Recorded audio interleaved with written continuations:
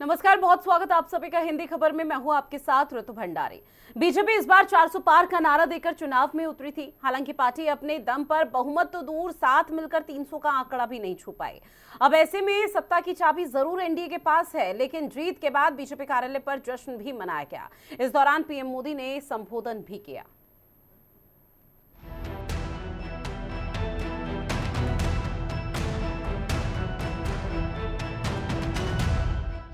तीसरी बार एनडीए बहुमत के पार।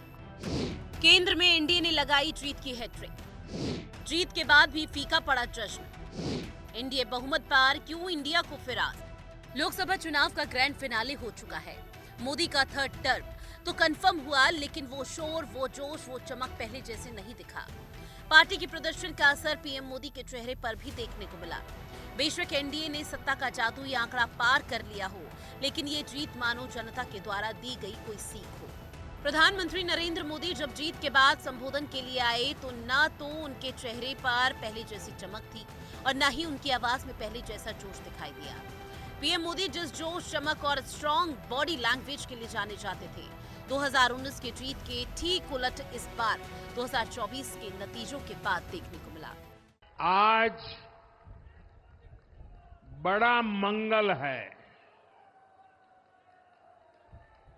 और इस पावन दिन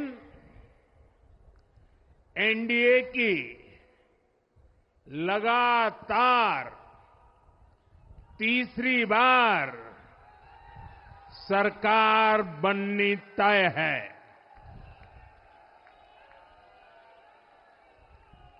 हम सभी जनता जनार्दन के बहुत आभारी हैं।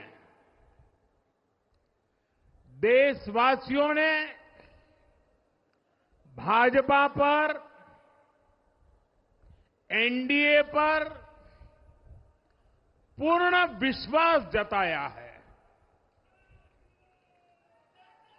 आज की ये विजय दुनिया के सबसे बड़े लोकतंत्र की जीत है। मेरी मां के जाने के बाद ये मेरा पहला चुनाव था, लेकिन सच मानिए, देश की कोटि कोटि माताओं, बहनों, बेटियों ने मां की कमी मुझे खलने नहीं दी।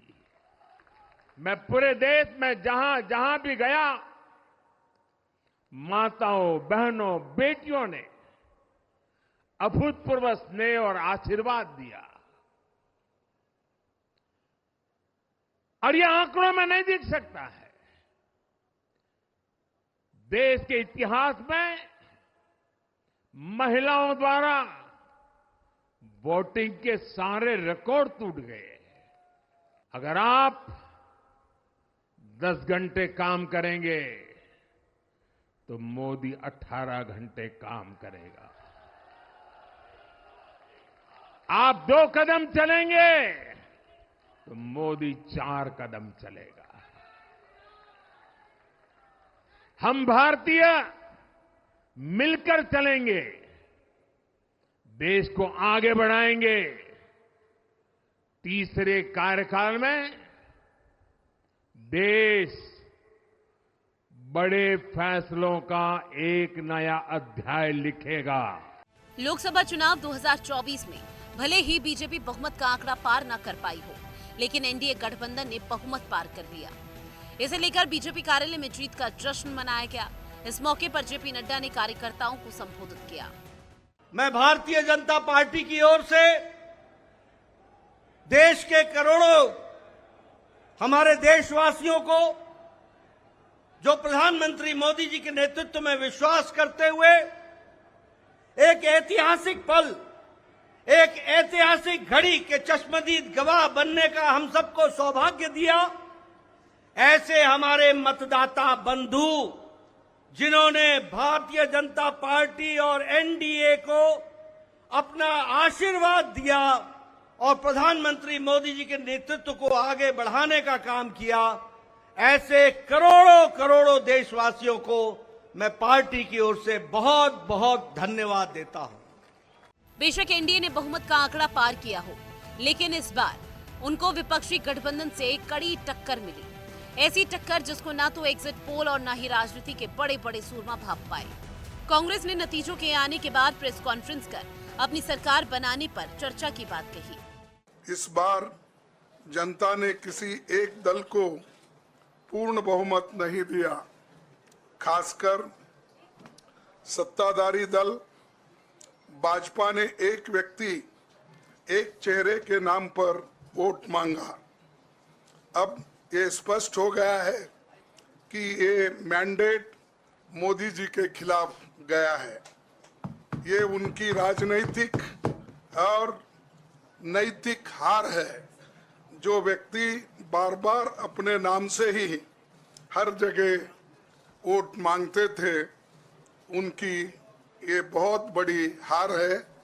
ये चुनाव इंडिया गठबंधन और कांग्रेस पार्टी सिर्फ एक राजनीतिक दल के खिलाफ नहीं लड़ी थी।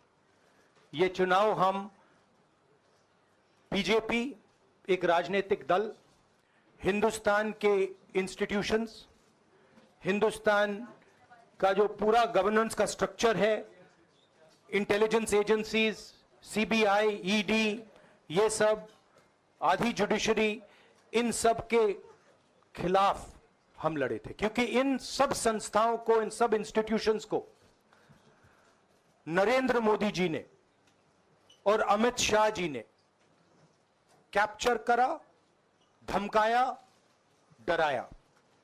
चुनाव के फाइनल स्कोर के बाद जनता की तरफ से इंडिया गठबंधन को एक नया जोश मिला। जहां एनडीए को 290 से ज्यादा सीटें मिली, तो वहीं इंडिया अलायंस ने भी 230 से ऊपर का आंकड़ा पार किया। एनडीए के बहुमत के बावजूद इंडिया गठबंधन भी सरकार बनाने की जद्दोजहद में लग चुकी है, क्योंकि ये राजनीति का खेल है। कोई नहीं जानता नेता आज इधर तो कल उधर है। ब्यूरो रिपोर्ट, हिंदी खबर। और इसी मुद्दे पर चर्चा करेंगे। हमारे साथ दो खास मेहमान जुड़ गए हैं। वाचस्पति द्विवेदी जी, जो कि कांग्रेस के प्रवक्ता हैं, निरंजन पोद्दार जी हमारे साथ जुड़े हैं, राजनीतिक विश्लेषक, और भी तमाम पार्टियों से हमारे साथ और भी खास मेहमान जुड़ेंगे। लेकिन उससे पहले आप दोनों का बहुत स्वागत करती हूँ हिंदी खबर में। निरंजन पोद्दार जी, पहले मैं आप ही का रुख करते हुए, सर चूंकि देखिए कल से जो स्थिति परिस्थिति यहाँ पर पनप रही है, वो बेशक से बीजेपी के लिए अच्छी भी है, खुशी भी मना रहे हैं और मायूस भी नजर आ रहे हैं। लेकिन अगर इस बीच इंडिया अलायंस का जिक्र किया जाए, बेशक से वो सत्ता में काबिज नहीं हो पा रही, लेकिन उसके बावजूद भी जो खुशी है वो पूरी तरह से भरपूर है। देखिए रितु जी, निश्चित रूप से मेरे हिसाब से ये एक ऐसा चुनाव है भारतीय लोकतंत्र के इतिहास के अंदर, जिसके अंदर सबसे पहले तो आप ये मान के चलिए कि ईवीएम की इज्जत बच गई।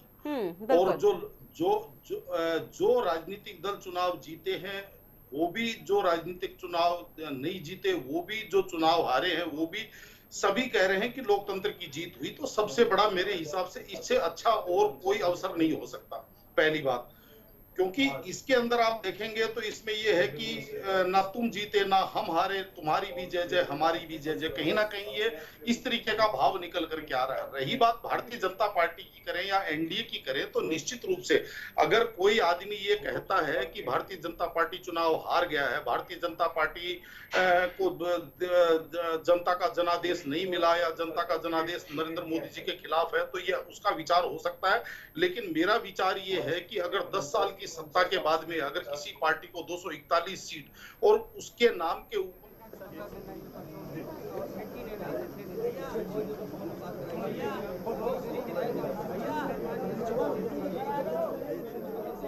भारतीय जनता पार्टी अगर खुश होना चाहे, या उसके लिए मेरे हिसाब से उसके लिए सबक भी है और उसके लिए खुशी का पल भी है। सबक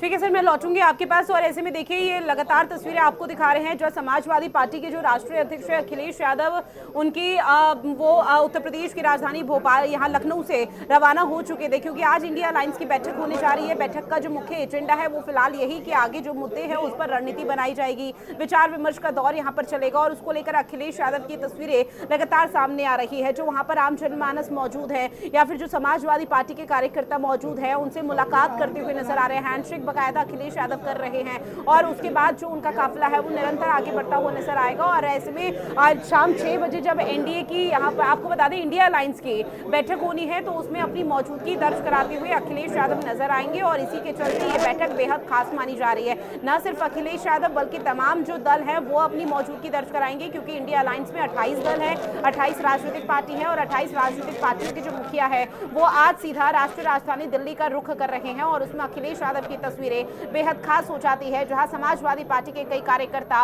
और जो समर्थक है वो यहां पर पहुंचे और अखिलेश यादव के पैर छूते हुए नजर आ रहे हैं, क्योंकि अखिलेश यादव की जो भूमिका अभी उत्तर प्रदेश के लोकसभा चुनाव में देखने को मिल रही वो बेहद खास थी। एक अलग तरह की जो भूमिका और एक अलग तरह की तैयारी रणनीति देखने को मिल पाई। जो कल तक समाजवादी पार्टी अपने वजूद को खो रही थी, इस तरह की बातें की जा रही थी, वही समाजवादी पार्टी एक मजबूत विपक्ष के तौर पर उभरी है।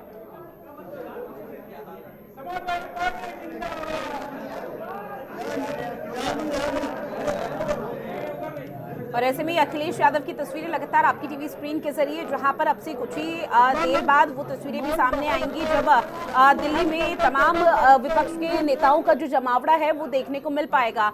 और इसके साथ ही अखिलेश यादव यहां पर अपने कार्यकर्ताओं के साथ, समर्थकों के साथ नजर आ रहे हैं। उत्तर प्रदेश की राजधानी लखनऊ के साथ साथ जो तमाम 80 लोकसभा सीटें हैं वहां पर एक अलग तरह की तस्वीरें निरंतर देखने को मिल पाई है। और इसके साथ ही अखिलेश यादव की जो भूमिका है उसमें भी इजाफा हुआ है, क्योंकि अखिलेश यादव की जो पार्टी है, समाजवादी पार्टी और कांग्रेस एक साथ मिलकर चुनाव लड़ रही थी और ऐसे में 2 लड़कों की जोड़ी को लेकर लगातार बीजेपी की तरफ से निशाना साधा जाता था कि 2 लड़कों की जोड़ी पहले ही यहाँ पर फेल हो चुकी है, चाहे ट्रेलर कितना भी लेकर सामने आ जाए, लेकिन जब फिल्म यहाँ पर रिलीज होगी तो वो फ्लॉप हो जाएगी। लेकिन यहाँ पर पूरी तरह से स्थिति उलट हो चुकी है। 80 लोकसभा सीटों पर जहां कल तक बीजेपी अपने आप को मजबूत मान रही थी, मजबूत बता रही थी, वहां पर आज इंडिया अलायंस मजबूत नजर आ रहा है। और जो आंकड़ा है वो खुद उत्तर प्रदेश की 80 लोकसभा सीटों में यहाँ पर 40 से 42 के आसपास समाजवादी पार्टी और इंडिया अलायंस नजर आया। और ऐसे में ये सर्टिफिकेट यहाँ पर दिया जा रहा है क्योंकि कन्नौज लोकसभा सीट पे उन्होंने बम्पर जीत हासिल की है, कई मतों से उन्होंने जीत हासिल की है और ऐसे में बीजेपी के प्रत्याशी को हराया। उसके बाद की तस्वीरें जहाँ पर उन्हें सर्टिफिकेट दिया जा रहा है और ऐसे में इस तरह की जो प्रक्रिया है वो निरंतर अपनाई जाती है, क्योंकि कन्नौज लोकसभा सीट से समाजवादी पार्टी के प्रत्याशी थे और कन्नौज लोकसभा सीट वो सीट है जो समाजवादी पार्टी का गढ़ माना जाता था। उस गढ़ में अपने आप को यहाँ पर किसी तरह से एक बार फिर से जनाधार को और मजबूत करना वो बेहद खास हो जाता था। एक बार फिर से चर्चा का रुख करेंगे। निरंजन जी, आपका रुख करते हुए सर मैं चाहूंगी पहले आप अपनी बात को कंप्लीट कीजिए प्लीज।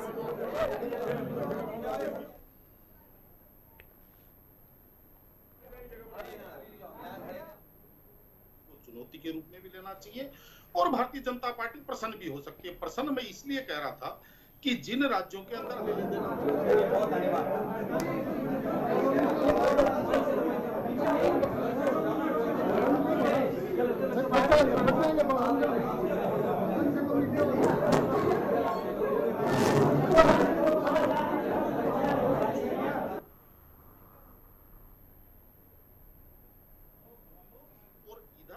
देखेंगे लोकसभा चुनाव के अंदर तो कई राज्य ऐसे हैं जहां पे भारतीय जनता पार्टी ने क्लीन स्वीप किया है, चाहे उसके अंदर आप मध्य प्रदेश ले लीजिए, चाहे उसके अंदर आप दिल्ली ले लीजिए, और कई राज्यों के अंदर एक आध सीट भारतीय जनता पार्टी ने गंवाई बल्कि अपना स्टैक बराबर रखा। रही बात उत्तर प्रदेश की, तो उत्तर प्रदेश के अंदर जिस तरीके से भारतीय जनता पार्टी को झटका लगा है या राजस्थान में जो झटका लगा, तो उसके लिए मैं बार बार एक ही बात कहता हूं, किसी भी राजनीतिक दल के लिए अहम और वहम सबसे बड़ी खतरनाक चीज होती है। और जिस तरीके से भारतीय जनता पार्टी में भी एक कमी पिछले कुछ समय से देखने में आ रही थी और वो थी वन वे कम्युनिकेशन।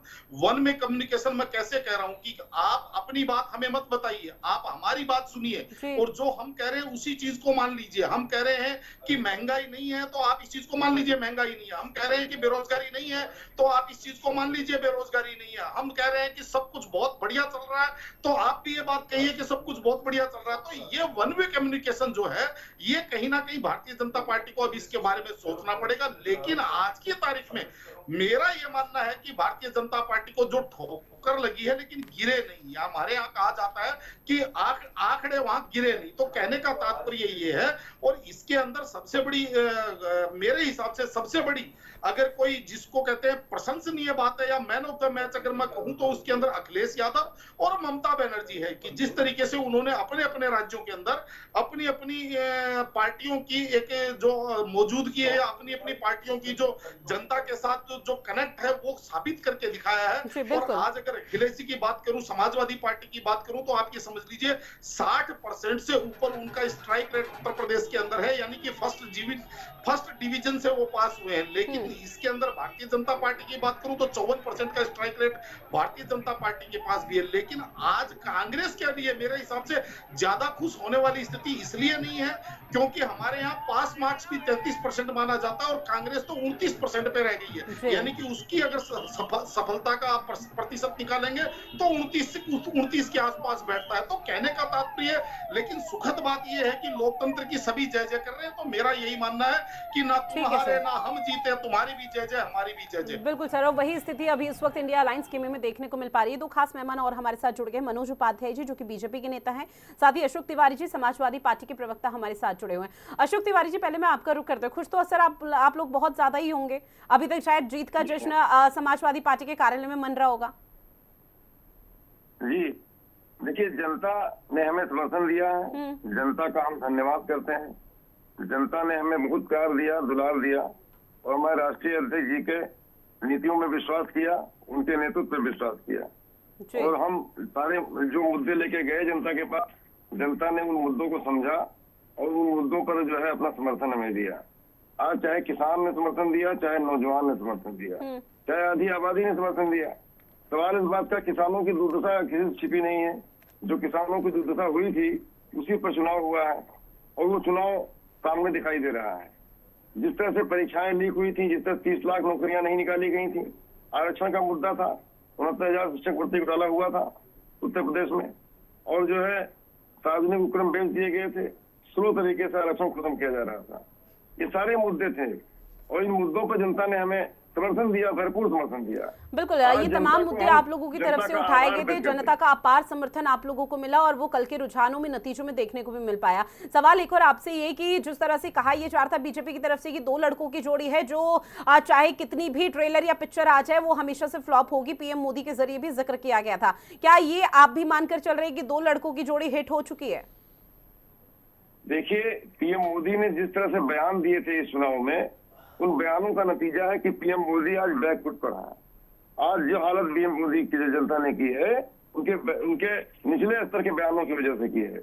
अब उनके बयानों का हम क्या बोलें, उनके कुछ भी बयान हो सकते हैं। नहीं, लेकिन क्या समाजवादी पार्टी मान रही है कि दो लड़कों की जोड़ी हिट हुई है? क्योंकि अगर आप लोगों की जो संख्या है निश्चित तौर पर बीजेपी से ज्यादा है उत्तर प्रदेश में, और उत्तर प्रदेश में इस तरह की उम्मीद किसी ने नहीं की थी। 43 लोकसभा सीटों पर आप लोग अपने जनादेश को मजबूत कर पाए हैं, इसका श्रेय राहुल गांधी को भी जाएगा अगर अखिलेश यादव को जाता है, क्या ये मानते हैं? देखिए, श्रेय सबको जाता है, लेकिन ये जोड़ी वोड़ी की बात करना ये भाजपा का अपना तरीका है, उस पर हम कुछ नहीं बोलते हैं। आप लोगों की तरफ से राहुल गांधी को भी श्रेय दिया जा रहा है या नहीं, ये बताइए बस।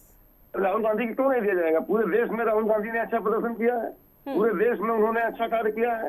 ठीक है सर, मनोज उपाध्याय जी आपका रुख करते हुए सर, चूंकि देखिए बेशक से आप लोगों के लिए खुशी की बात है, लेकिन कहीं ना कहीं आप लोग मायूस भी नजर आ रहे हैं। जो कल 2019 लोकसभा चुनाव का जिक्र किया जाए उसमें 350 से ज्यादा सीटें आप लोगों के पाले में आई थी एनडीए के साथ, और ऐसे में बीजेपी 303 पर थी। इस बार के चुनाव का जिक्र किया जाए, आप तो अपने बल पर 300 सीटें भी नहीं ला पाए और इसीलिए विपक्ष खुश हो रहा है कि देखिए जो कल तक 400 पार की बात कहते थे वो आज कहाँ है। बिल्कुल, देखिए जो है, मैं सबसे पहले तो अपने सभी लोकसभा सांसदों को, 543 लोकसभा सांसदों को बधाई देता हूं, चाहे समाजवादी पार्टी को, चाहे भारतीय जनता पार्टी को या कांग्रेस पार्टी के, जो भी हो।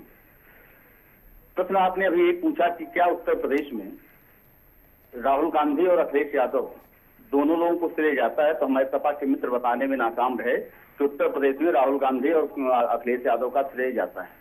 दोनों मिलकर नहीं, एक कहा नहीं सकते। आप देखिएगा जीतू जी, मैं आज आपके चैनल पे कह रहा हूँ, सरकार अभी तो रात शाम को माननीय प्रधानमंत्री जी अपना जो है राष्ट्रपति महोदया के सामने प्रस्ताव रखेंगे।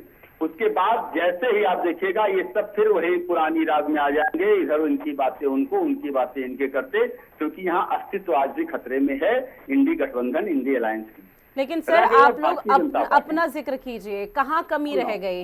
आप लोग 400 पार का जिक्र कर रहे थे लेकिन 300 पार भी नहीं आ पाए। जीतू जी मैं वही बोल रहा हूँ ना, तब मुझे लगा था, आज हमने कहा ना कि मैं उसी पे जनता का जो बहुमत है, जनता का जो है जनता ने हमको दिया। ठीक है सर, मैं इस बीच आपको रोक रही हूँ, माफी के साथ लौटूंगी मैं आपके पास, लेकिन इस बीच एक बड़ी खबर जो है कैबिनेट की बैठक में धन्यवाद प्रस्ताव पास हो चुका है। बड़ी खबर, एनडीए की तीसरी जीत पर पीएम मोदी की बधाई, जहां सभी सदस्यों को पीएम मोदी के जरिए बधाई दी गई है, शुभकामनाएं दी गई है आगे आने वाले कार्यकाल को लेकर। ऐसे में कैबिनेट की बैठक बेहद खास मानी जा रही थी और प्रस्ताव को लेकर लगातार यही कहा जा रहा था कि इस बैठक में प्रस्ताव पास किया जाएगा। और अब चूंकि प्रस्ताव पास हो चुका है तो निश्चित तौर पर जो तीसरा टर्म है, तीसरा कार्यकाल है, अब उसे यहाँ पर बढ़ाया जाएगा। एनडीए की तीसरी जीत पर पीएम मोदी ने ढेरों शुभकामनाएं और बधाई दी है। सभी सदस्यों को पीएम मोदी की तरफ से ये बधाई दी गई है। और ये कैबिनेट की बैठक चूंकि अभी भी जारी है तो निश्चित तौर पर अभी यहाँ पर आगे आने वाले समय के लिए भी चर्चा हो रही होगी कि जो कार्यकाल है वो 5 साल तक किस तरह से बढ़ाना है, क्योंकि जो जदोजहद यहाँ पर देखने को मिल पाई, जो कड़ी मशक्कत यहाँ पर देखने को मिल पाई, उसकी बानगी अभी भी लगातार इस बैठक के जरिए देखने को मिल पा रही है। मनोज उपाध्याय जी, सीधा रुख आपका, अपनी बात कंप्लीट कीजिए आप। तो जिस प्रकार से जनता ने जो बहुमत दिया उसको हम स्वीकार करते हैं और जनता ने हमको पूरा बहुमत दिया, इस नाते एनडीए परिवार पूरी तरह से आप देखिए पूर्ण बहुमत के साथ जो है सरकार बनाने जा रही है। तीसरी बार इतिहास में पहले जो है ये इतिहास लिखने का काम नरेंद्र मोदी के द्वारा हो रहा है। तो ये बहुत बड़ी, इनको बेहद बात है कि इंडी गठबंधन वालों को ये लग रहा हो कि बहुत बड़ी जीत इनकी हो गई है। तो ये जीत आप देखिएगा, मैंने कहा ना कि जिस दिन शपथ तक आप मान लीजिए, शपथ के बाद 9 तारीख के बाद इनको देखिएगा क्या रवैया होगा। दूसरी चीज बता दूं आपको, प्रधानमंत्री जी के साथ आप जैसे जितने भी आकलन इधर उधर के हो रहे हैं, अभी आप देखिए इनके कितने ऐसे साथी होंगे इंडी गठबंधन के जो इधर उधर भागने की कोशिश करेंगे। लेकिन हम लोगों ने तब भी कहा था, क्योंकि हमारे लिए देश प्रेम, देश हित सबसे सर्वोपरि है। हमने देश के लिए माननीय नरेंद्र मोदी को जनता ने चुना है और बहुत अच्छा स्पष्ट बहुमत दिया। रह गई बात 400 पार की, तो आप भी ऋतु जानती हैं, जो भी बच्चा परीक्षा में जाता है वो कोई 3rd डिवीजन पास होने के लिए नहीं आता है। अखिलेश यादव भी निश्चित तौर पर आपकी बात से पूरी तरह से मैं सहमत हूँ कि अगर बच्चा यहाँ पर 100 अंकों का यहाँ पर मार्जिन लेकर चल रहा है कि कम से कम 100 नंबर आ जाएंगे, तो कम से कम 80 या 70 के बीच में वो सिमट भी जाए तो उसे मायूस नहीं होना चाहिए। आपकी बात से पूरी तरह से मैं सहमत। लेकिन सर ये सवाल आपसे ये कि कमी कहां रह गई? कई मुद्दे आप लोगों ने उठाए, कई बयानबाजी आपने दी। लॉटरी में आपके पास, और देखिए दिल्ली के लिए एकनाथ शिंदे जो महाराष्ट्र के मुख्यमंत्री हैं वो निकल चुके हैं और अपने काफिले के साथ तमाम तरह की जो यहाँ पर इंतजाम है वो किए गए हैं, क्योंकि आज न सिर्फ इंडिया अलायंस बल्कि एनडीए की भी आज एक महत्वपूर्ण बैठक होनी है। और ऐसे में जब ये बैठक होगी, इस बैठक का नेतृत्व तमाम दिग्गजों की तरफ से किया जाएगा। आगे जो यहाँ पर रणनीति है उसको लेकर चर्चा होगी और उसको लेकर जो तमाम दिग्गजों की भूमिका है, जो एनडीए के बाकी दल हैं उनके जो मुखिया हैं वो अब दिल्ली का रुख करते हुए नजर आ रहे हैं। और राष्ट्रीय राजधानी दिल्ली में जो हलचल की स्थिति है वो भी अब से कुछ ही देर बाद देखने को मिल पाएगी, क्योंकि एनडीए की ये तीसरा कार्यकाल है, तीसरा टर्म है, निश्चित तौर पर बेहद खास, बेहद महत्वपूर्ण हो जाता है। कई बड़ी चुनौती जो इस वक्त एनडीए के सामने है और उसको लेकर लगातार कई तरह की जो तस्वीरें हैं वो एकनाथ शिंदे और तमाम दिग्गजों के जरिए देखने को मिल पा रही है। मनोज उपाध्याय जी, सवाल आपसे ये कि आपकी बात से पूरी तरह से सहमत, आपने जो उदाहरण दिया, लेकिन सर सवाल अब ये उठ रहे हैं कि कल तक जो पार्टी 350 पर थी, चाहे आप 400 पार का नारा दे, 500 पार का नारा दे या कितने भी पार का नारा दे, लेकिन जो कल तक 350 के आसपास यहाँ पर नंबर थे वो आज 300 तक अपने बलबूते पे नहीं ला पाई। कमी कहाँ है? समीक्षा तो आप लोगों ने भी की होगी ना? नहीं, समीक्षा चल रही है। मैंने आपको कहा भारतीय जनता पार्टी अपने हर चुनाव पे, अपने हर प्रदर्शन के बाद समीक्षा करती है। हम जीतते हैं तब भी समीक्षा करते हैं, हम हारते हैं तब भी समीक्षा करते हैं। हम ईवीएम या सरकारी मशीनरियों के ऊपर अपना सिक्का नहीं फोड़ते हैं। तो इस नाते भारतीय समीक्षा का विषय है। बिल्कुल हम आपकी बात से सहमत है कि कहीं ना कहीं हमारे बीच में हमारी बातों को हो सकता है जनता तक जाने में कोई दिक्कत आई हो, लेकिन आगे बात, हाँ, जातिगत समीकरण जिस प्रकार से इंडी गठबंधन द्वारा किया गया था, कहीं ना कहीं उस जातिगत समीकरण के आधार पर इस चीज को देखने को मिला है। तो इससे हमको कोई बौखलाए नहीं है या किसी प्रकार के हमारे अंदर कोई वो नहीं, क्योंकि हम लोग मानते हैं इस बात को कि जनता का जो भी जनादेश है हमारे पक्ष में है और जनता जनता का जो भी जनादेश है, चाहे वो पक्ष का हो विपक्ष का हो, मंजूर आप लोगों को होना चाहिए। 2 सेकंड ऋतु जी, ये भी आप देखिए कि तीसरी पंचवर्षीय में पहली बार ऐसा हुआ कि ये भी जो बहुमत किसी के पास आने का काम हुआ है वो नरेंद्र मोदी जी के नेतृत्व में हुआ है। तो कहीं ना कहीं लोग तो एक पंचवर्षीय के बाद तो जमानत नहीं बचा पाते हैं, यहाँ 1, 2 तीसरी बार आए हैं और जाहिर बात है ये भी चुनाव देश हित का चुनाव है और देश के लिए चुनाव किया गया है।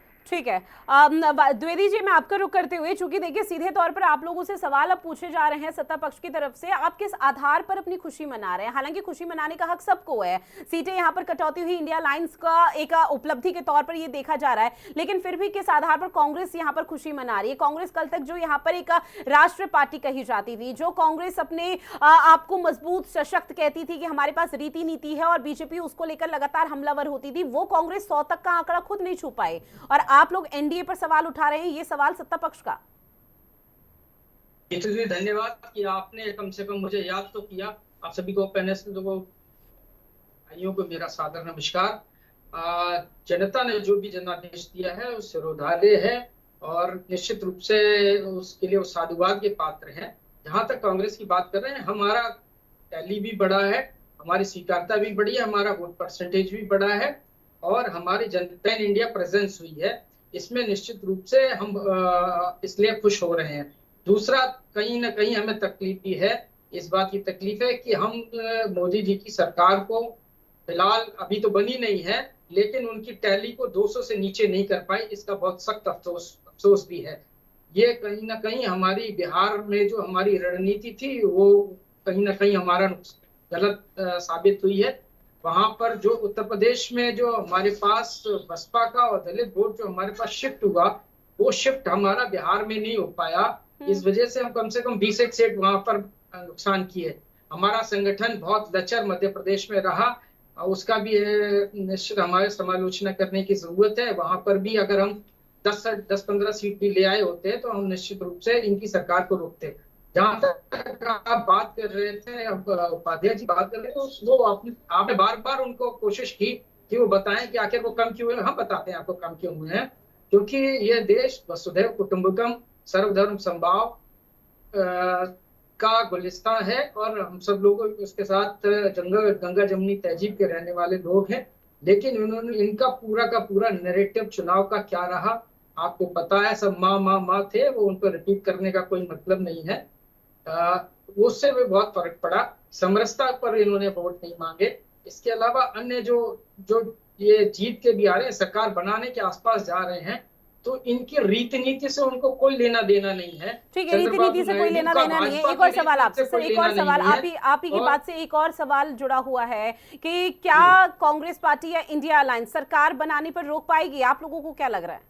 क्योंकि कई जो बयानबाजी है खुद राहुल गांधी और मल्लिकार्जुन खड़गे की तरफ से सामने आ चुकी है।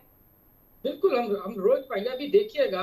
कैसे सर, उसका एक थोड़ा सा यहाँ पर उदाहरण भी दीजिए किस तरह से? ये सब चीजें डिस्क्लोज करने की नहीं है, क्योंकि देखिए आप लोगों की तरफ से, सुनिए सर, शरद पवार की तरफ से उप प्रधानमंत्री बनने का ऑफर दिया गया है नीतीश कुमार को। आप लोग निश्चित तौर पर नीतीश कुमार के संपर्क में होंगे, लेकिन अकेले नीतीश कुमार खेला नहीं बिगाड़ पाएंगे। आप लोगों को नायडू को भी संपर्क में लाना होगा। आप इस मंच से नहीं बोल पाएंगे, मैं इस मंच से आपको बता रही हूँ, मैं आपको वो रणनीति बता रही हूँ, उस रणनीति के तहत आप आगे काम कीजिए।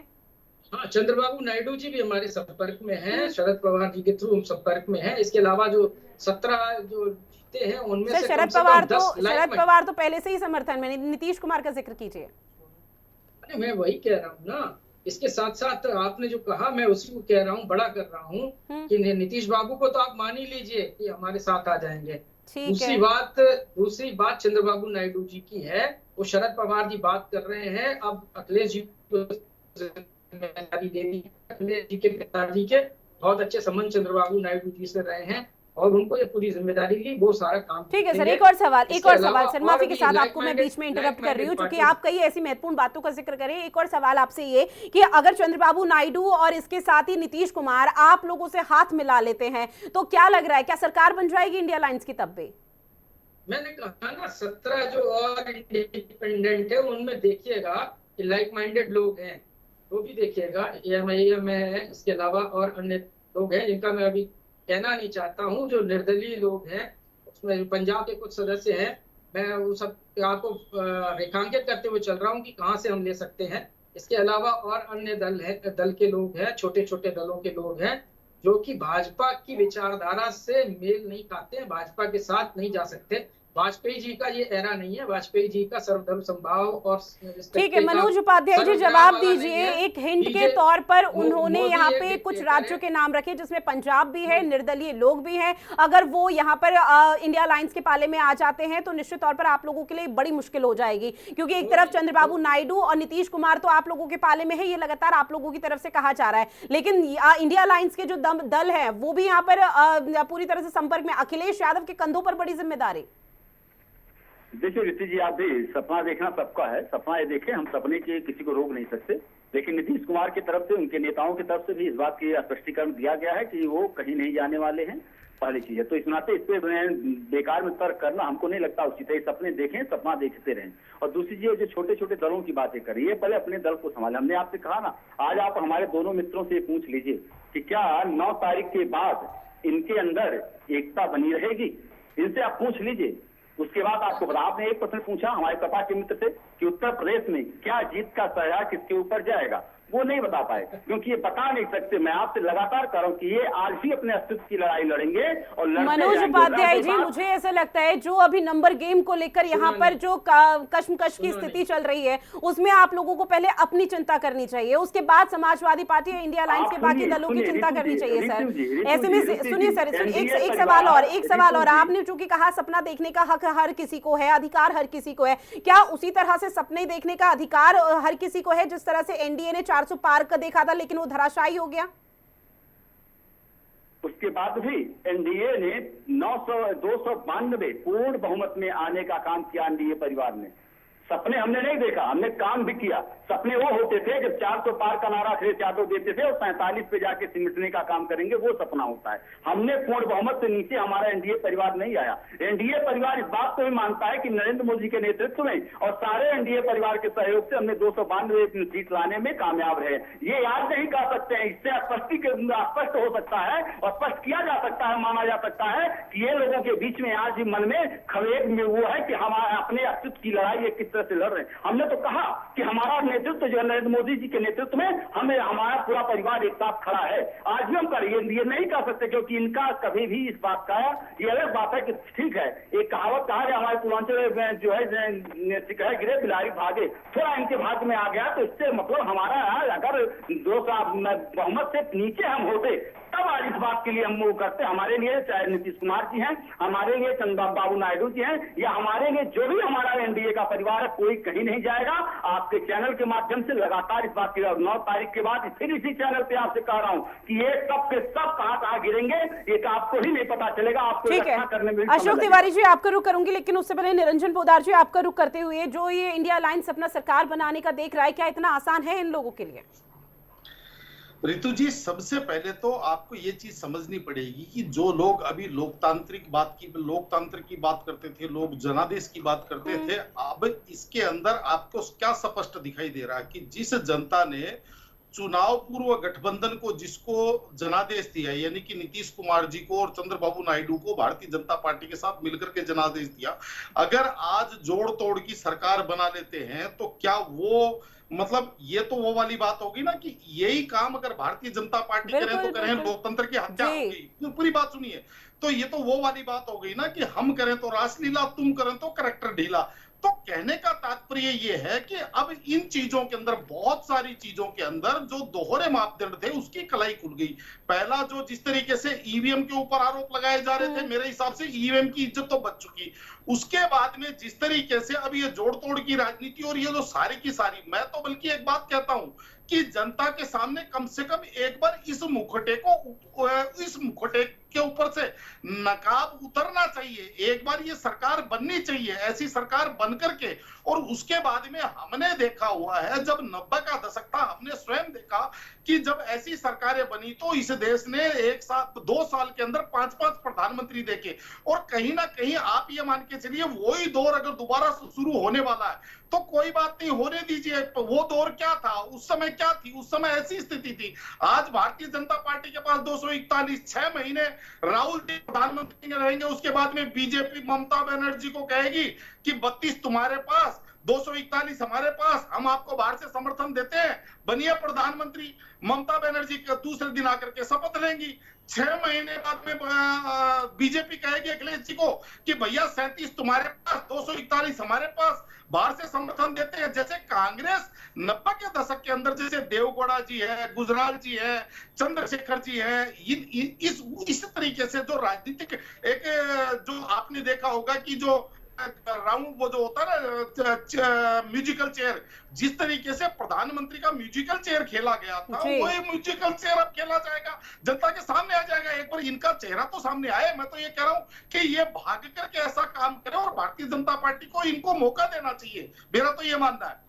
जी बिल्कुल सर, लॉटरी में आपके पास अशोक तिवारी जी आपका रुख करते हुए, चूंकि देखिए आप लोगों की एकजुटता पर पहले भी सवाल उठते हुए आए हैं और अब भी सवाल ये उठ रहे हैं कि आज तो आप लोग एकजुट हो चुके हैं, लेकिन 9 तारीख को जब यहाँ पर शपथ ग्रहण समारोह होगा, क्योंकि खबरें तो यही मिल रही है कि 9 तारीख को शपथ ग्रहण समारोह होना है सूत्रों के हवाले से, और कहा जा रहा है कि 9 तारीख के बाद आप लोग एक दूसरे पर ही कई तरह की बयानबाजी और आरोप प्रत्यारोप का दौर यहाँ पर देखने को मिल पाएगा। ये एकजुटता का जो संदेश देने की कोशिश की जा रही है वो अब सवालों के घेरे में है।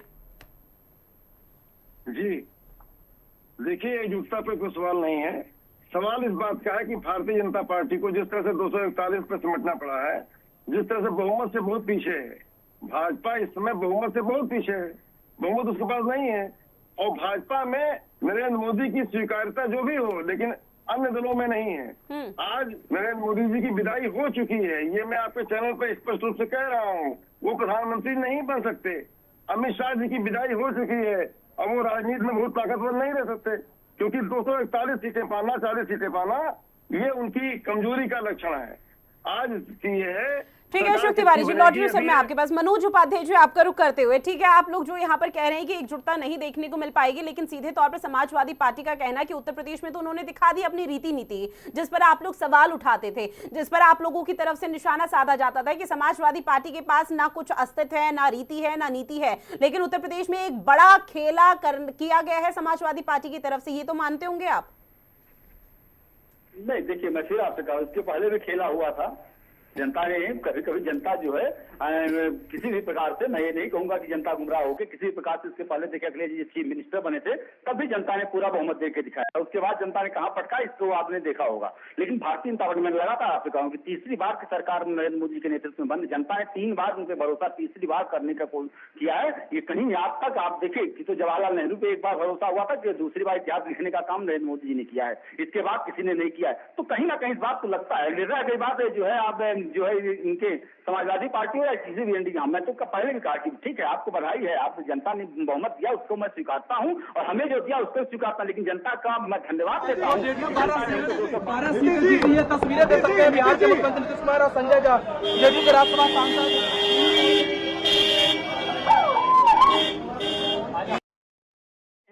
पता चल रहा है कि समाजवादी का किस प्रकार से, आप देखिए आज इनकी बैठक होने वाली है, लेकिन ममता बनर्जी जी और शिवसेना के जो है उद्धव ठाकरे जी बिल्कुल नहीं आ रहे हैं उसमें। यही तो एक सच्चाई है। जहां ये लोकतंत्र की एक तरफ इनके देखिए, अभी हमारे राजनीतिक विश्लेषक जी ने कहा, बिल्कुल उनकी बात से भी मैं थोड़ा बिल्कुल सहमत बनता कि संविधान ये जीते तो संविधान के, आज अब तक ये ईवीएम को तोड़ मोड़ कर उसके एक बटन को निकाल के फेंक देते। इसके पहले भी, जीतने के पहले इन लोगों ने चुनाव आयोग पर देखिए कितने प्रश्न चिन्ह खड़ा किए थे, आज वो प्रश्न चिन्ह गायब हो गया। लेके दिखा रहे हैं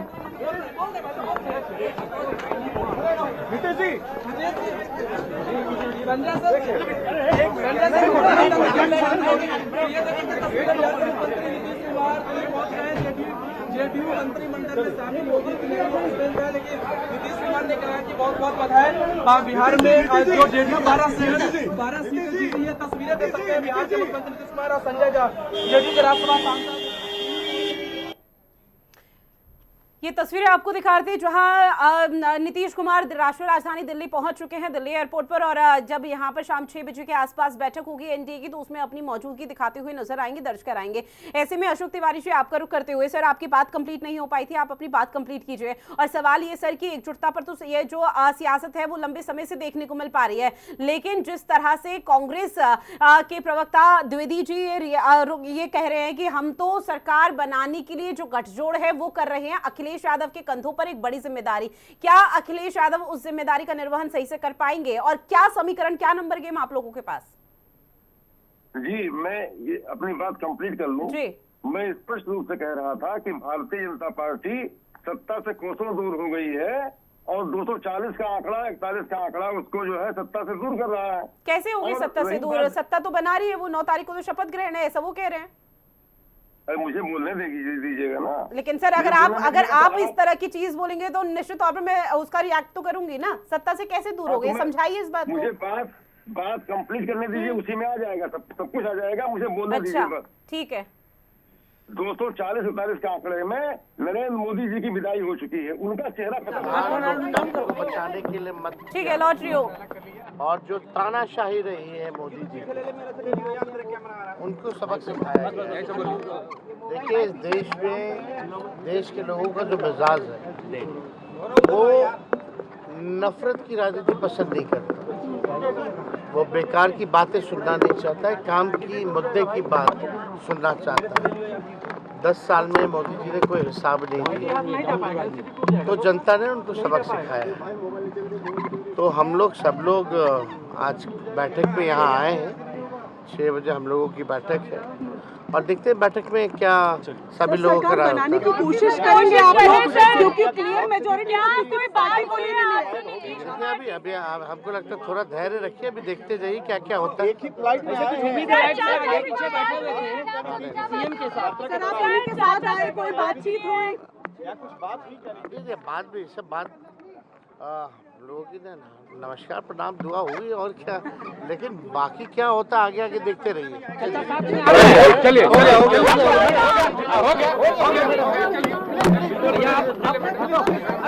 ठीक है, अशोक तिवारी जी अपनी बात रखिए, देखते जाइए आगे क्या क्या होता है। ये तेजस्वी यादव का कहना, क्या किसी बड़े खेले की तैयारी में आप लोग? जी, मुझे 2 मिनट समय दे दीजिए मुझे बोलने का, सब बात समझा दूंगा। बिल्कुल बिल्कुल, ठीक है, 2 मिनट समय चाहता हूँ। स्पष्ट रूप से कह रहा हूँ, भारतीय जनता पार्टी के जो नंबर्स आए हैं उस पर प्रधानमंत्री मोदी जी का चेहरा खत्म हो चुका है। कोई सहयोगी दल उनके नाम पर समर्थन देने नहीं जा रहा है। नंबर 1, उनकी कार्यशैली, मोदी जी की कार्यशैली, अमित शाह का कार्यशैली को कोई भी सहयोगी दल पसंद नहीं करता है। नंबर 1। नंबर 2, जो है अगर भाजपा के बीच में और इंडिया गठबंधन के बीच में रस्साकसी है, मैं मानता हूँ, लेकिन भाजपा वो भाजपा है जिसका चेहरा कोई और होगा। मोदी जी उसका चेहरा नहीं होंगे। मोदी जी तो झोला लेके जाना पड़ेगा। अगर विपक्ष में बैठेगी भाजपा तो विपक्ष के नेता भी मोदी जी नहीं होंगे, विपक्ष का नेता भी कोई और होगा। मोदी जी की राजनीति से विदाई हो चुकी है, मोदी जी स्वीकार नहीं है राजनीति में इस समय। हालात ये है, ये मैं स्पष्ट रूप से आपके चैनल पर बोल रहा हूँ। और जहाँ तक सरकार बनने की बात है, इंडिया गठबंधन सरकार बनने जा रही है, कोई ताकत नहीं रोक सकती इंडिया गठबंधन सरकार को, क्योंकि जो विचारधारा है अन्य दलों की विचारधारा हमसे मेल खाती है, अन्य दल हमसे मेल खाते हैं। आज दबाव में भारी दबाव में लोग उनके साथ गए थे, ये बात सही है, लेकिन वो दबाव हट चुका है। आज संख्या उनकी 241 है, पहले उनकी 14 में भी पूर्ण बहुमत आया था और 19 में पूर्ण बहुमत आया था। उस समय के हालात कुछ और थे, आज उनके जोड़ तोड़ करने पर भी कोई उनके साथ नहीं जाने वाला है। ये हालत है आज। सर अब मैं अपनी बात रखूं? जी, आपने चूंकि जिक्र किया कि प्रधानमंत्री की विदाई हो चुकी है राजनीति से, अब वो झोला उठा के चल देंगे, ये बात आप लोगों को किसने बताई? खुद पीएम मोदी ने? ये बात मैं कह रहा हूँ, मैं अपने किस आधार पर? क्योंकि 292 का आंकड़ा एनडीए के पक्ष में है, प्रधानमंत्री के तौर पर नरेंद्र मोदी का चेहरा है। सुन लीजिए सर, सुन लीजिए ना, सुन लीजिए। 240 का बहुमत, 240। बीजेपी अकेले तो चुनाव में लड़ी नहीं है, बीजेपी अकेले तो मैदान में उतरी नहीं थी। 72 से कोसों दूर है, 72 नहीं पहुंचे हैं, 241 पर है। अब चेहरा बदल जाएगा, मोदी जी को 241 पर बीजेपी है। जितना इंडिया अलायंस एक साथ 28 दल एक साथ वो नंबर नहीं ला पाए ना, उससे ज्यादा तो बीजेपी लेकर आ गई। मैं कोई जवाब दे दूंगा बात का, आप फालतू बात कर रहे हैं सर। फालतू बात आप रख रहे हैं, फिर आप यहाँ पे दूसरों को बोल रहे हैं। नहीं, बात सुनिए। इंडिया अलायंस कितने नंबर पर है? 234 पे। बीजेपी अकेले 241 लेकर आ गई, ऐसा आपकी तरफ से जिक्र किया जा रहा है। फिर आप लोग बोल रहे हैं जितना इंडिया अलायंस खुद नहीं लेकर आ पाया उतने तो बीजेपी अकेले लेकर आ गई। फिर आप यहाँ पर उनकी विश्वसनीयता, उनकी गरिमा पर सवाल उठा रहे हैं। अपने विचार व्यक्त कर रहा हूँ मैं इस समय चैनल पर, कि एनडीए का कोई घटक दल मोदी जी के चेहरे पर समर्थन नहीं करेगा। तो वही तो आपसे सवाल पूछा सर कि आपको किसने बताया, आप अपने विचार पेश कर रहे हैं लेकिन किस आधार पर? सर चिल्लाने से कुछ नहीं होगा, चिल्लाने से कुछ नहीं होगा, आपकी एनर्जी वेस्ट होगी, आपकी एनर्जी वेस्ट होगी और कुछ नहीं होने वाला। बस आपसे आधार पूछा है, किस आधार पर ये आप तथ्य रख रहे हैं जो अपने फैक्ट से गिना रहे हैं? एनडीए के घटक दल मोदी जी की कार्यशैली पसंद नहीं करते हैं, अमित शाह की कार्यशैली पसंद नहीं करते हैं, उनके घटक दल उनको समर्थन नहीं देंगे। ठीक है, मिला जुला के मोटा मोटा अगर समझे तो आपने 2-4 बातें रटी हुई है, उन्हीं बातों को यहाँ पर जिक्र करें। मनोज जी रुख कर रही हूँ, लेकिन उससे पहले एक सवाल मेरा आपसे अशोक तिवारी जी, आपने चूंकि जिक्र किया कि इंडिया अलायंस कोई भी यहाँ पर नहीं रोक सकता, इंडिया अलायंस सत्ता में काबिज होने जा रही है, सरकार बनाने जा रही है। अब ये भी मेरे को समझा दीजिए किस आधार पर? आधार की राजनीति है, राजनीति में आंकड़े देखते जाइए। एक तरफ आप लोगों की तरफ से कहा जा रहा है कि जनादेश जो आया है हमें मंजूर है, हम खुश हैं, और दूसरी तरफ आप गठजोड़ की राजनीति कर रहे हैं। यही निरंजन पोद्दार जी की तरफ से कहा जा रहा था, अगर गठजोड़ की राजनीति एनडी करती तो आप लोगों की तरफ से तानाशाही और पता नहीं क्या क्या लोकतंत्र की हत्या का आरोप लगा दिया जाता। पूर्ण बहुमत ताकत में थी, वो करने लायक ही नहीं है, भाजपा करने लायक ही नहीं है, उसे कोई स्वीकार करता ही नहीं है। जी सर, पूर्ण बहुमत में कितना चाहिए था? 272 का आंकड़ा चाहिए था ना, 272 से ज्यादा तो एनडीए। मैं आपकी बात समझ नहीं पा रही हूँ। उससे बहुत दूर है, 240 बहुत कम होता है, 272 नहीं होता है ना। हाँ, उसके लिए समर्थन चाहिए होगा उनको। लेकिन आप लोगों के पास कहाँ समर्थन है? हम ये समय बता देगा आपको। ठीक है, समय बताएगा, समय जब बताएगा उस दौरान देखेंगे, क्योंकि आप लोगों की तरफ से जो अभी बातें रखी जा रही है ना उसके आधार है ना कुछ है। लौटूंगी मैं आपके पास, लेकिन इस बीच एक बड़ी खबर, दिल्ली में मोदी कैबिनेट की बैठक खत्म हो चुकी है, मंत्रिपरिषद को भंग करने पर मुहर लग चुकी है, सभी मंत्री बैठक में शामिल हुए। तो बड़ी खबर आपकी टीवी स्क्रीन पर, क्योंकि आपको बता दें कि ये आखिरी बैठक यहाँ पर मोदी कैबिनेट की है 2.0 की। अब उनका नया कार्यकाल, नई जिम्मेदारी शुरू हो जाएगी, जिसके आधार पर ये कैबिनेट की बैठक रखी गई थी, जिसमें पहले प्रस्ताव पास किया गया और अब मंत्रिपरिषद को भंग करने पर मुहर लग चुकी है। तो इस बैठक में सभी मंत्री इस दौरान मौजूद भी रहे और ये बैठक निश्चित तौर पर बेहद खास और कई मायनों में महत्वपूर्ण मानी जा रही थी, क्योंकि ये 2.0 की मोदी सरकार का जो तीसरा टर्म है उसका आगाज हो चुका है। उसकी शुरुआत अब जल्दी होती हुई नजर आएगी, क्योंकि जो खबरें सामने आ रही है उसमें यह कहा जा रहा है कि 9 जून की वो तारीख है जब वो शपथ लेंगे प्रधानमंत्री के तौर पर एक बार फिर से। हालांकि यहाँ पर जो विपक्षी दल है कई तरह की बयानबाजी देता हुआ नजर आ रहा है, लेकिन इस बीच एक बड़ी अपडेट यही है कि दिल्ली में मोदी कैबिनेट की बैठक खत्म हो चुकी है, मंत्रिपरिषद को भंग करने पर मुहर लग चुकी है और सभी मंत्री इस बैठक में शामिल हुए। मनोज उपाध्याय जी, अशोक तिवारी जी की बात का जवाब दीजिए, क्योंकि कई ऐसी बातों को उन्हें उठाया जो समझ से परे है। हालांकि अशोक तिवारी जी अगर बाद में ये डिबेट सुनेंगे तो उस दौरान वो खुद सोच में पड़ जाएंगे कि उन्होंने क्या क्या कह दिया। जी, सबसे पहली बात तो समाजवादी पार्टी क्या कहती है, क्या करती है, ये समय बताता है। जैसा हमारे मित्र ने कहा, इतना तो हमने पहले आपसे कहा ना कि शिकायत टूटे बिलारी भागे, हमारे पूर्वांचल की कहावत है। तो इस समय बताया, थोड़ा सा मिल गया इसमें। अब ये 30-40 लोग 28-29 पार्टी मिलकर या अगर भारतीय जनता पार्टी के बराबर की सीट नहीं ला पाए और इनके अंदर कितना घमंड है आप देखिए। इसी नाते इनको कहा जाता था घमंडिया गठबंधन। भारतीय जनता पार्टी जो कहती थी इसका साक्ष्य के साथ हम बात करते हैं, आज इस बात को भी ये सिद्ध कर रहे हैं कि जाहिर सी बात इनका घमंड है। लेकिन मैं आज भी आपसे कह रहा हूं, भारतीय जनता पार्टी उस समय ये क्या कहते थे, 38 पार्टियों का एनडीए है। तो आज आप एनडीए का, अगर एनडीए परिवार हमारा 292 की स्थिति है, इनको ये भी नहीं पता होगा अगर आप पूछिए कि भारतीय जनता पार्टी को जो है ये कितनी बहुमत चाहिए, इनको बहुमत के लिए इनके एनडीए में कितना बहुमत चाहिए, कितनी सीटें कम पड़ रही हैं, शायद ये भी इनको जानकारी, ये भी कहेंगे समय बताएगा। तो मैं आपसे कह रहा हूँ कि इस नाते में कह रहा हूँ कि 9 जून को आप 9 तारीख को आप देखिएगा किस तरह से 9 जून में सब के सब अपने अपने बोरिया बिस्तरा लेकर, कोई उत्तर प्रदेश की तरफ जाके नाच गाना करेगा, कोई जाके किसी आतंकवादी की बरसी मनाएगा, कोई जाके कहीं जाएगा। तो सारे के सारे लोग अपने आप घराशायी होंगे, क्योंकि एनडीए परिवार एक सिद्धांतों का परिवार है। एनडीए में सिद्धांत है, एनडीए में चेहरा है, एनडीए में विकास कार्य है। ठीक है, द्विवेदी जी बात रखिए अपनी।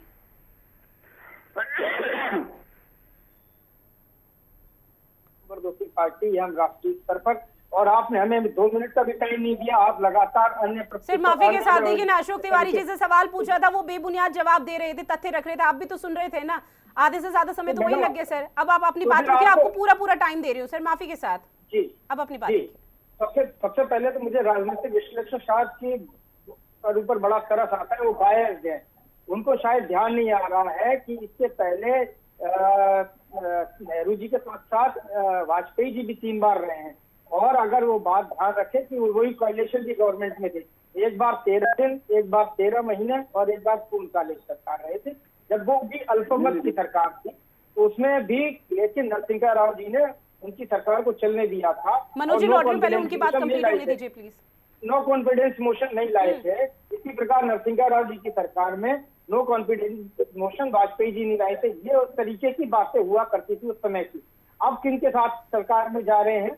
घटक दल ही अंतर विरोध में इनके साथ ज्यादा दिन नहीं रह पाएंगे। ये इन प्रकार अगर सत्ता हासिल कर भी लें और शपथ हो भी जाए, तो जो एजेंडा लेकर मोदी जी चलना चाह रहे हैं, सबका हिसाब करना चाह रहे हैं, और जिस तरीके की वो भाषा काबी से इस्तेमाल कर रहे हैं, तो उसमें निश्चित रूप से बहुत से लोग आएंगे। और अभी मैं दूसरी बात ये कहना चाह रहा था, मैं कुछ चीजों को, तथ्यों को छुपाना चाह रहा था, लेकिन अब आप कह रहे हो तो कैसे सरकार बनेगी? तिवारी जी शायद उस बात को नहीं कह पाए।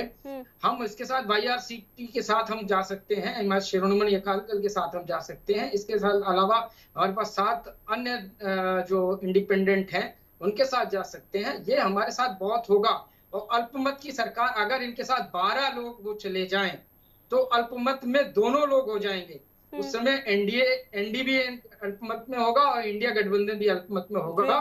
फिर राष्ट्रपति को विशेषाधिकार होगा कि किसको कॉल करते हैं। हालांकि वो बड़े दल को कॉल करेंगे, वो लाना भी चाहिए, लेकिन अंतर विरोध इतना ज्यादा होगा। अगर सरकार बन भी जाती है तो ज्यादा दिन ठहरने वाली नहीं है, क्योंकि इन दोनों दलों के द्वारा इतना ज्यादा हॉर्स ट्रेडिंग होगी, इतनी ज्यादा मांगे मानी जाएंगी, मनवाई जाने की कोशिश होगी, जो कि मनमोहन सिंह जी के साथ हम लोगों ने देखा है उस समय जिस तरीके का हुआ था। और ये कार्यकाल अगर होगा वो देश पे बहुत भारी पड़ने वाला है, अगर ये गठबंधन की सरकार चलती भी है तो। और मोदी जी का जो चाल चरित्र चेहरा है, वो कोalition धर्म को निभाने वाला नहीं है। वो कोalition के साथ काम कर ही नहीं सकते। कोalition उनको धर्म निभाना आता ही नहीं है।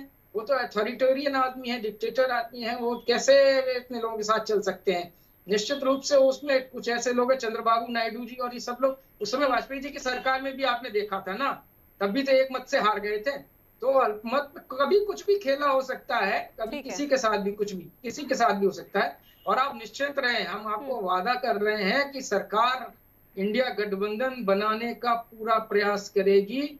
और आने दीजिए 9 तारीख को अगर ये किसी प्रकार सरकार बना भी ले, तो ये 5-6 महीने से ज्यादा सरकार चलने वाली नहीं है और देश का बहुत बड़ा नुकसान होने वाला है।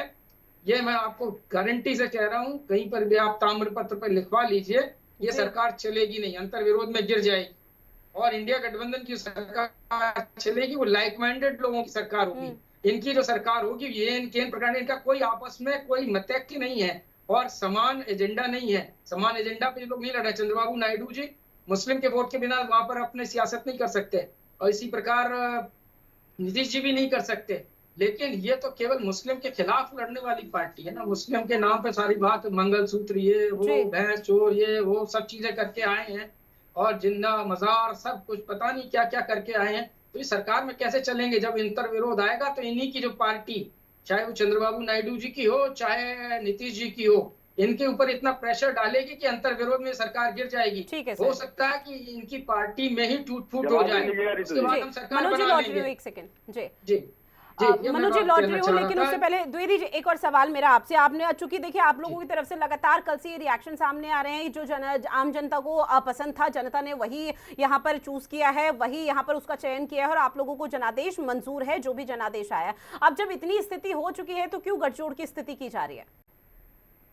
निश्चित रूप से इनके पक्ष में कहाँ गठबंधन आया था? 303 से नीचे से घटे हैं, इनके जनादेश कहाँ से हो गया? और इनके गठबंधन को भी जनादेश कहाँ से हो गया? इस गठबंधन में वो लोग शामिल हैं जो पिछली बार शामिल नहीं थे। चंद्रबाबू नायडू जी इनके साथ शामिल नहीं थे, वो तो कांग्रेस के साथ शामिल थे। तो जनादेश इनका कैसे हो गया? जनादेश तो तब होता ना, जो अगर पहले से भी, पिछले बार से भी रहे होते, अन्य एरा में, फर्स्ट 2 एरा में इनके साथ रहे होते मोदी जी के साथ, तो इनको नेचुरल अलाई मान सकते थे। इनके नेचुरल अलाई तो इनके साथ खिलाफ है, सब चले गए। अकाली दल इनके साथ नहीं है, और अन्य बहुत सारे दल जो इनके साथ नहीं, बीजू जनता दल को भी हम मिला सकते हैं। आप अभी देखिएगा एक एक करके घड़ा कहाँ तक पहुंचता है, और घड़ा भर जाएगा। और निश्चित ठीक है, बूंद बूंद से सागर भरता है। और इंडिया अलायंस भी वही स्थिति अभी अपना रही है कि किसी तरह से इंडिया अलायंस का जो बहुमत का आंकड़ा है 272, उसे क्रॉस कर रहा है। संतों का खेल नहीं है ना, संतों का खेल नहीं है। ठीक है लॉटरी सर। मनोज जी जवाब दीजिए। और देखिए उन्होंने तो बता दिया कि पार्टी सरकार बनाने का क्या फॉर्मूला है, देखिए ऋषि जी, बहुत अच्छी बात अभी हमारे कांग्रेस के मित्र ने कहा, लेकिन शायद अपनी गिरहवाल में झांकना भूल गए कि किस प्रकार से इससे पहले जब 2 लड़के उत्तर प्रदेश में आए थे तब भी देखिए गठबंधन के बाद गठबंधन का धर्म भी हमको बता रहे हैं। आज उस धर्म के बारे में पहले एक सीखें कि किस प्रकार से गठबंधन दोनों लड़के किए थे और किस प्रकार से गालियां हुई थी ये भी हम जानते हैं, किस प्रकार से मायावती के साथ गठबंधन हुआ था वो भी हम जानते हैं। लेकिन भारतीय जनता पार्टी 2019 में भी आपने देखा होगा पूर्ण बहुमत के बीजेपी पूर्ण बहुमत के आने के बाद भी हमने अपना दल हो या हमारे जो भी गठबंधन एनडीए परिवार का सदस्य रहे उनके साथ हमने सरकार बना के 5 साल चलाया। लॉटरी में आपके पास इस बीच सूत्रों के हवाले से एक बड़ी खबर मिल रही है, जहां 8 जून को शपथ ले सकते हैं प्रधानमंत्री नरेंद्र मोदी। तो बड़ी खबर, प्रधानमंत्री के तौर पर तीसरे कार्यकाल का आगाज होगा और तीसरे कार्यकाल के तौर पर नरेंद्र मोदी ही प्रधानमंत्री का वो बड़ा चेहरा है जिनके बल बूते पर ये वोट बैंक, ये जनाधार, ये जनादेश उनका मजबूत हुआ है। और सूत्रों के हवाले से बड़ी खबर ये मिल रही है, हालांकि पहले तक सूत्र यही बता रहे थे कि 9 जून को होगा, लेकिन अब तारीख में थोड़ा चेंज, जहां 8 जून को शपथ ले सकते हैं मोदी प्रधानमंत्री के तौर पर और एक नया कार्यकाल का आगाज जल्द होता हुआ नजर आएगा। इस बीच लगातार चर्चा को हम आगे बढ़ा रहे हैं। विपक्ष का सीधे तौर पर कहना है कि अभी यहाँ पर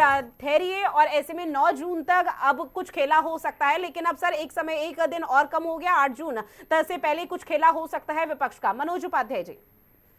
और वो गठबंधन हमने दिखाया गठबंधन धर्म दिखाया कि हमारी बहुमत होते हुए भी हमने अनुप्रिया पटेल जी को मंत्री बनाया क्योंकि वो हमारे परिवार की सदस्य हैं। इन लोगों की तरह हमने नहीं किया कि चुनाव खत्म हुआ तो उसके बाद राहुल गांधी को हम अखिलेश यादव गाली थे, अखिलेश यादव को राहुल गांधी गाली थी। इस प्रकार से हमने बसपा के साथ जो कर्म किया, तो इस नाते ये हमको वो पाठ ना पढ़ाएं और ये समाजवादी और कांग्रेस के दफ्तर में जो पाठ पढ़ाया जाता है उसको पढ़ के आया करें और थोड़ा सा जो है बाहर देखें कि किस पार्टी के बारे में हम क्या बोल रहे हैं, क्योंकि हमने किया इतना हम काम पे भरोसा रखते हैं। मनोज उपाध्याय जी, देखिए राजनीति में कब क्या हो जाए सर ना मैं जानती हूँ और आप लोग तो बिल्कुल भी नहीं जानते होंगे। नहीं, आप लोग तो बिल्कुल भी नहीं जानते होंगे राजनीति कब कहाँ पलट जाए।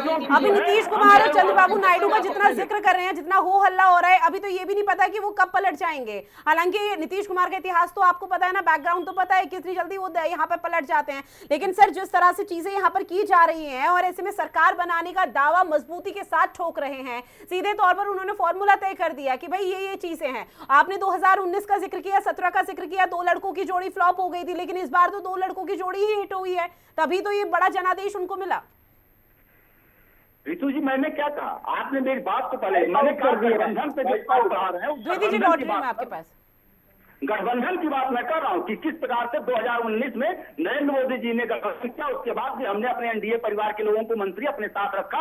हमने उनको गालियां नहीं दिया, हमने उन 2 लड़कों की जोड़ी उस समय गालियों से सुसज्जित हुई थी। आप लोगों ने भी अपना कवरेज किया था, हमने इस बात को कहा, आज भी मैं इस बात को कह रहा हूँ कि ठीक है जनता ने इनको बहुमत दिया, हमने इसलिए कहा ना कि जो है जनता ने किया उसको हम स्वीकारते हैं, लेकिन फिर भी ये नहीं स्वीकार पा रहे कि 28-29 पार्टियां मिलकर भारतीय जनता पार्टी के बराबर। अब देखिए 2 लड़कों की जोड़ी तो हिट हो चुकी है, लेकिन आने वाले समय में किस तरह की देश में परिवर्तन की स्थिति देखने को मिल पाएगी, अब वाकई में बदलाव होगा। जो इंडिया अलायंस लगातार यहाँ पर बातों का जिक्र कर रहा है वो अब किस तरह से क्लियर होता हुआ 8 जून से पहले नजर आता है, इस पर भी हर किसी की नजरें टिकी हुई है। बहरहाल आप सभी मेहमान हमारे साथ जुड़े, इस महत्वपूर्ण विषय पर चर्चा की है, उसके लिए आप सभी का बहुत शुक्रिया। हमारी खास पेशकश में इतना ही, मुझे दीजिए इजाजत, नमस्कार।